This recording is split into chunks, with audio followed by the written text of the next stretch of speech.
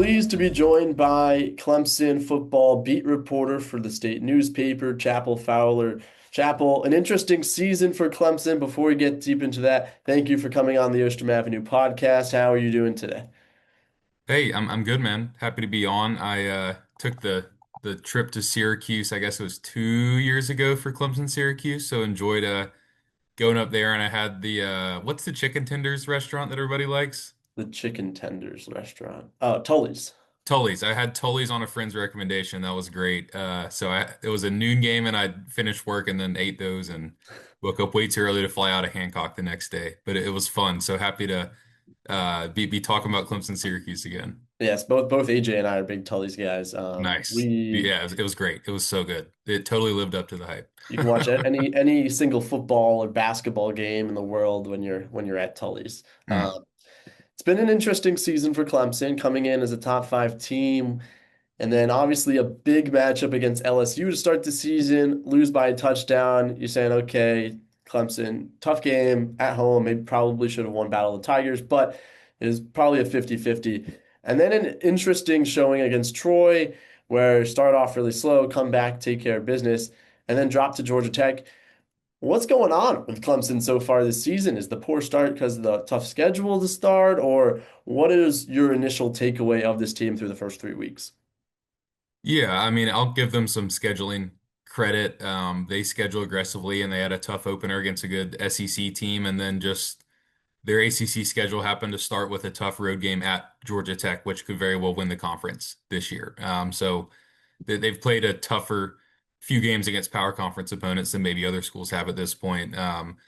But that doesn't really excuse stuff when you talk about the expectations and who they had coming back and how much revenue sharing money has been, invested in this roster. Like it's been reported by a few outlets that Clemson has four millionaires on the roster, including its quarterback, Cade Klubnik, two defensive linemen, Peter Woods and TJ Parker. And I think Antonio Williams, the receiver, is who's been reported as the fourth. A lot of other guys with good money, high paid coordinators, high paid head coach. There's a lot of investment in this group, and this is a team that brought back essentially everybody who had remaining eligibility to kind of come back and make this a special year, and they have not gotten off on the right foot whatsoever. I think it's a lack of complementary football, kind of like a troubling lack of like total just clean performance in the big games. Last year Clemson had a good season, but I would always point this out over the summer when I would do interviews. Like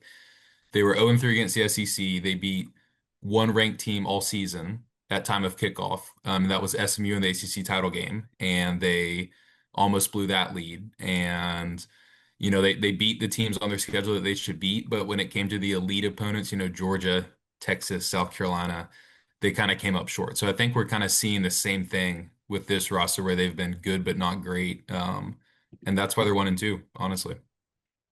A lot of not hate, but a lot of negativity towards Dabo Swinney. Do you think that's warranted at all, or are the fans just being a little greedy? I think it's pretty fair.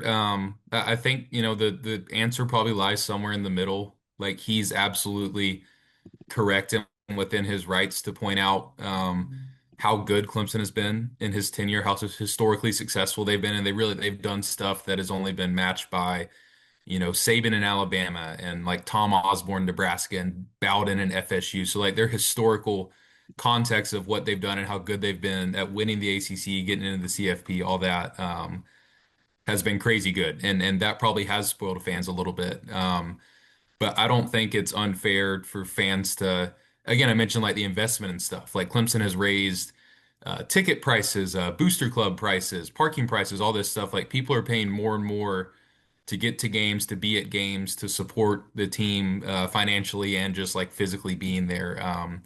So I think, now they have as much of a right as ever to kind of say, hey, like, we love you guys, but here's this troubling trend we've seen. Here's how in all these big games, somehow, the execution is not right, or the offense is playing well and the defense isn't playing well, or vice versa. Like, I don't think they're wrong to expect or want, a top tier program when Clemson has invested and put themselves in position to do that and just all like the preseason hype. And, that's stuff that Clemson always says, "Oh, we don't focus on, we don't worry about the outside noise." But like Dabo has told us like directly in pressers amid this 1-2 start that like he said, I think that this hype has kind of gotten to some of our players' heads. In as many words, that's what he was saying. And he in the offseason is also saying, I think Clemson can be the first 16-0 team. Not predicting it to happen in 2025, but like making bold predictions and assertions himself. It kind of spoke to how, highly he thought of this roster. So they really had everything in front of them, and they still can get into the CFP, but I don't think it's unfair at all for fans right now to kind of question what's going on, given how these first three games have gone. Before we get to that roster, was there anything that stuck out game by game, the first three, that have kind of themes that have might explain some of the struggles that Clemson has had? Yeah, I mean, just look at their offensive stats compared to like Syracuse's even. I know Syracuse hasn't played an all power conference team schedule, but just like the chunk plays, the production, the explosiveness, for an offense that, like you just said, brought back a lot of really good dudes that just hasn't been there.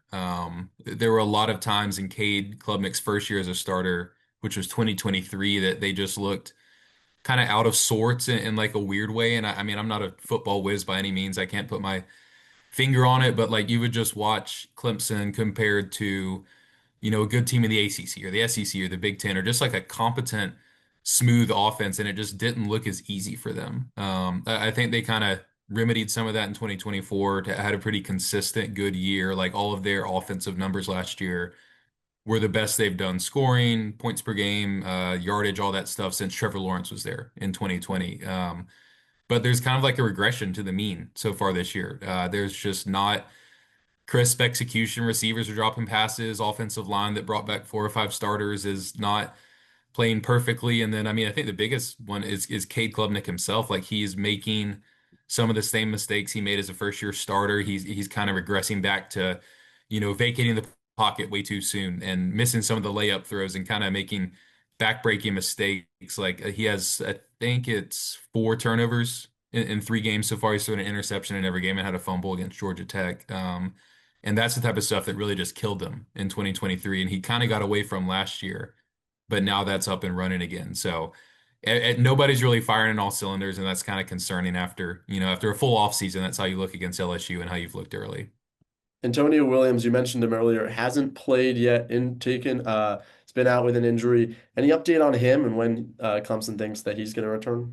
Yeah, so we're recording Thursday morning. Clemson's first injury report for this will come out Thursday night, so that'll be probably our best indication. I'd imagine he'll show up as questionable on that report, is what he did last week, and then Friday we'll probably get a determination of if he's still questionable, and at that point it'll probably be a game time decision on Saturday, or maybe he'll just be ruled out on Friday. That's what happened last week. I'd imagine he's closer rather than not to returning, but like we saw 2 years ago, I think he had a toe injury that really nagged him, or a hamstring or something, some other soft tissue injury. So he's had these issues before. His absence has been big for them. Like that is a smooth, like professional receiver. He's their best, most technical guy. He's not like some 6'5" Calvin Johnson Megatron freak, but he's a really good, solid route runner, picks up chunk yardage. Him and Kate Klubnik have a great connection, and they've really missed him. If I had to flip a coin on it, I'd say he probably doesn't play against Syracuse. I know they've been like picking up decently good vibes on him. Like I think Pete Thamel even mentioned that on a recent like Sports Center hit. So I think he's inching closer to it. But I don't know if he's gonna be ready to go because these injuries have kind of kept him off the field in the past when he's had them. You mentioned Clemson returned a lot of his offensive production. Another guy that stepped up in Williams' absence is Bryant Wesco Jr., who was the number 2 receiver last year next to Williams. This season, he has nearly half of Clemson's receiving yards and all 3 touchdowns. How good has he looked on the field this season for Clemson? He's been awesome. He's really impressed me. He's making tough catches. I know he had a bad drop against Georgia Tech, but he's been there consistently when they need a guy, and he has really stepped up. Without Williams, probably one of like the best players on the team so far this year, I'd say, in terms of guys who've actually been on the field and played. He's always making tough catches. He's kind of long, lanky, twitchy, something like 6'2". He's put on a decent amount of weight from his freshman year. He probably needed to do that. A little bit stronger. And yeah, him and Cade are now developing their own pretty special connection. Like that long drag route he took against Georgia Tech for a touchdown. Like their offense needed that so bad. That made their final offensive numbers look a lot better than they would have been without him taking a quick pass and just sprinting, five guys down the sideline and scoring. So he's definitely been their best receiver this year out of the guys that have played. He's really taken a step up. TJ Moore, his co 2024 freshman standout, is really not. So he's kind of picked up for him. But yeah, he's been a weapon that they've really, really needed so far. Going over to Clemson's defense, it seemed like Clemson had a projected top first round pick this season at nearly every single position. And the defense hasn't been terrible, but it probably hasn't been up to the standard that Dabo and crew wanted.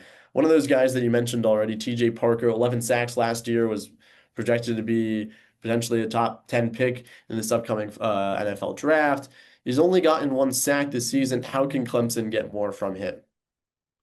Yeah, I think it's him, and I think Peter Woods has been a little bit better, but both those guys are just kind of not making the pop plays that you'd expect.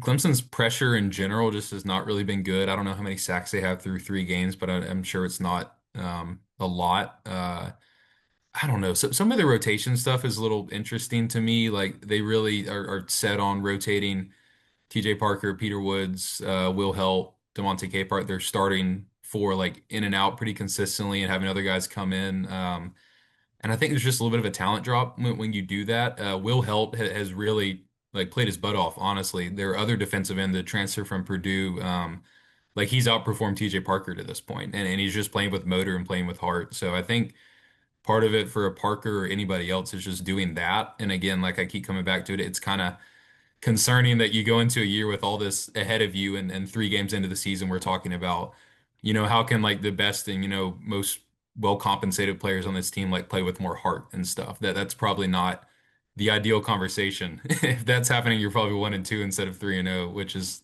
exactly what happened. So I don't know. I mean, I think, that guy has all the talent in the world, as does Peter Woods, do a lot of these guys on this defense. It's a good group on paper, talented, but they're missing tackles. They're not getting pressure. They're just not really all playing as one. Dabo has been saying a few times, like throughout this season, that it's too many times where 8 or 9 or 10 of the 11 guys on the field, offense or defense, are doing their jobs, and there's that 1 or 2 or 3 people that aren't, and it's kind of dissolving from there. So even new defensive coordinator Tom Allen, I think they've been okay, like in scoring points allowed per game, but some of this other stuff still needs to get cleaned up. A week after playing a team like Georgia Tech, who ran the ball 42 times, that can take a toll on a defense. Do you think this Clemson group is ready for another Syracuse team that may not run the ball a lot, may throw the ball a little bit more? And how did you see fatigue impact them at all at the end of that Georgia Tech game? And how will that translate just a week later playing Syracuse? Fatigue against Tech, absolutely.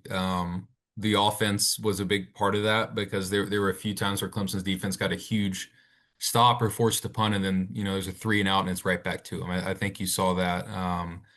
Tech went on like a 13 play, 90-yard game tying drive, touchdown and 2-point conversion to tie the game in the fourth quarter, and that was one where you could just tell like Clemson's defense, that little pop, that extra pop wasn't there. And you saw it on the last drive too, where Haynes King just kind of methodically drove them down, took a few quarterback powers, got them into field goal range. So I think it definitely played a role against Tech, and it could do the same against Syracuse, probably more like you mentioned from like a tempo passing, sling it around perspective. I don't have the number in front of me, but Clemson has allowed like a good number of passing plays of 10 plus yards like to opponents. I think they're like bottom 30 in the country or something like that. It might be, I don't know, 26 plays of 10 plus yards allowed to opposing passers. So they're definitely susceptible to the chunk plays. Kind of their bread and butter has been bend, don't break, which is maybe not fans' favorite defense to watch, but it's been efficient. Like they haven't allowed a crazy